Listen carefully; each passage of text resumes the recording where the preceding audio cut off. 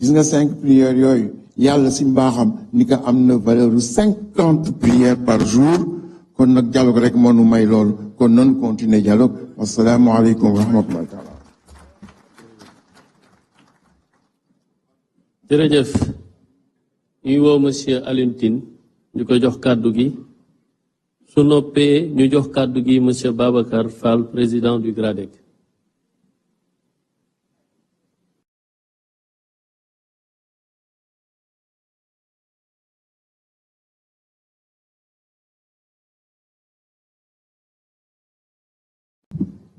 Excellences, Monsieur le Président de la République, Monsieur le Président de l'Assemblée nationale, Monsieur le Premier ministre, chers invités, chers concitoyens, Africa Jom Center se réjouit de cette initiative.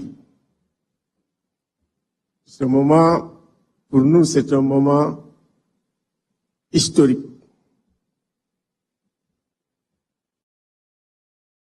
Exceptionnel de communion entre les gouvernants et les gouvernés. Parce que les premiers dysfonctionnements qu'on observe dans la démocratie, c'est en réalité ce déficit de communication entre gouvernants et gouvernés. C'est un moment essentiel aussi parce que c'est un moment de construction de la confiance. Dans une démocratie à la fois délibérative et dans une démocratie participative. Ça nous renvoie d'ailleurs à Athènes. Donc, c'est un moment extrêmement important. Revenir aussi sur les problèmes que nous avons de façon récurrente. On ne peut pas améliorer la démocratie sénégalaise sans renforcer la culture des droits de l'homme, sans respecter les droits humains et les libertés fondamentales, sans considérer les acteurs des droits humains comme des amis quand on est dans l'opposition et en faire des mal-aimés quand on est au pouvoir. Je pense que ce sont des acteurs à part entière qu'il faut prendre tels qu'ils sont dans leurs fonctions critiques. Parce que dans les deux précédents pouvoirs que nous avons, après les changements de régime, ce que nous avons observé depuis le président Wade, vous m'excusez, c'est la faiblesse et l'affaiblissement des institutions des droits de l'homme. Je prends le Comité sénégalais des droits de l'homme, par exemple. Donc, renforcer les institutions des droits de l'homme, ce qui a été fait avec la création de la Commission nationale des droits de l'homme, c'est important. C'est important parce que pendant la crise que nous avons traversée, le premier problème que nous avons, c'est que il fallait faire une enquête impartiale de tout ce qui s'est passé, et la meilleure institution pour le faire, et qui ne l'a pas fait, c'est l'Institution nationale des droits de l'homme. La crise de 2021 et de 2024. Dans un pays où ça marche, c'est l'Institution nationale des droits de l'homme qui fait le point, qui établit les responsabilités après une enquête impartiale, après une enquête professionnelle. Je pense que ce n'est pas trop tard encore pour le faire. Excellence, Monsieur le Président, le problème que nous avons aussi, c'est de repenser l'architecture institutionnelle en révisant l'hyperprésidentialisme sénégalais, en instaurant un jeu d'équilibre des pouvoirs. C'est extrêmement important parce qu'il arrive des moments où quand on veut conserver le pouvoir, on assujettit tous les autres pouvoirs. On assujettit tous les autres pouvoirs. Et ça, c'est un problème. Créer un équilibre et une harmonie entre l'état de droit et l'état social. L'état social avec le respect des droits économiques, sociaux et culturels. Parce que l'effondrement de l'état social est à la source de la plupart des graves crises que nous vivons dans la sous-région. Il faut prêter une attention. En réalité, c'est le modèle libéral qui a carrément fait effondrer l'État libéral, pas seulement en Afrique, mais un peu partout dans le monde. Construire un État impartial. Parce qu'en réalité, notre problème aussi, c'est cette espèce de permanence de l'État partisan depuis l'indépendance. Bref, en fait, quand nous parlons de l'État social et nous parlons aussi de l'État impartial, c'est pour respecter le principe d'égalité qui est au fondement même de la démocratie. L'égalité dans l'accès à la fonction publique, je pense que c'est une question qui mérite d'être étudiée. Merci. Merci beaucoup, M. Aluntine. Ñu jox kàddu gi M. Babacar Fall, président du GRADEC.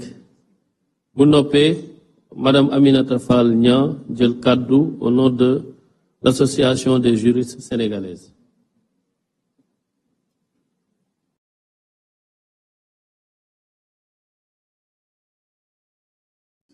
Merci beaucoup.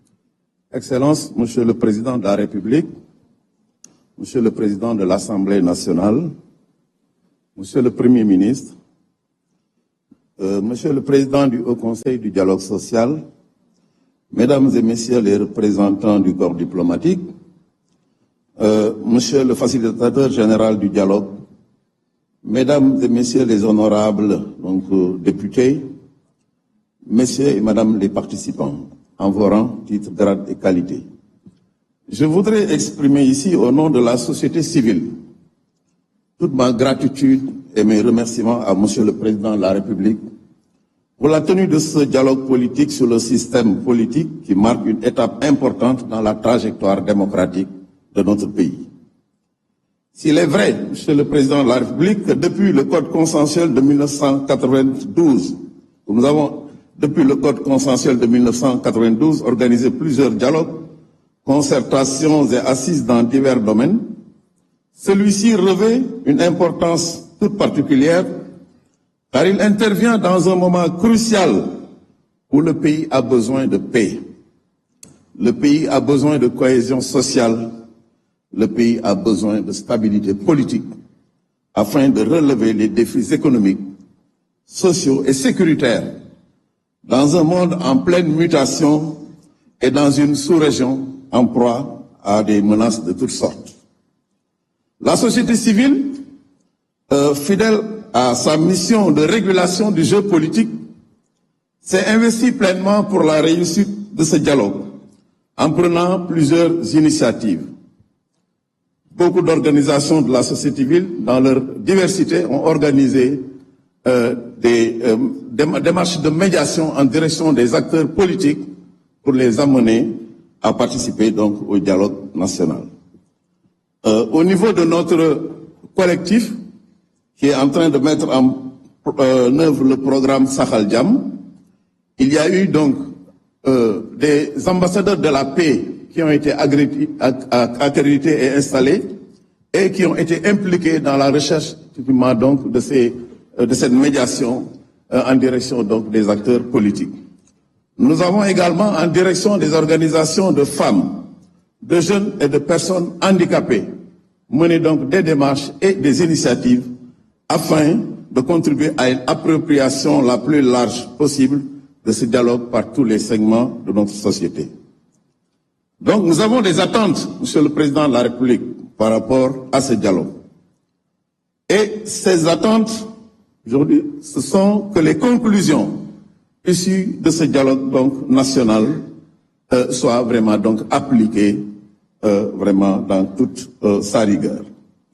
Ce que nous attendons également donc de ce dialogue, c'est que les conclusions puissent nous permettre de tourner définitivement la page des contestations qui ont jalonné pendant de nombreuses années nos processus politiques, mais également de réformer, voire refonder nos institutions afin d'en faire donc de véritables instruments de gouvernance profondément démocratiques, ancrés dans nos valeurs cardinales que sont la droiture, l'honnêteté, le sens du travail bien accompli, la culture de l'intérêt général et le respect de la diversité de nos opinions et convictions.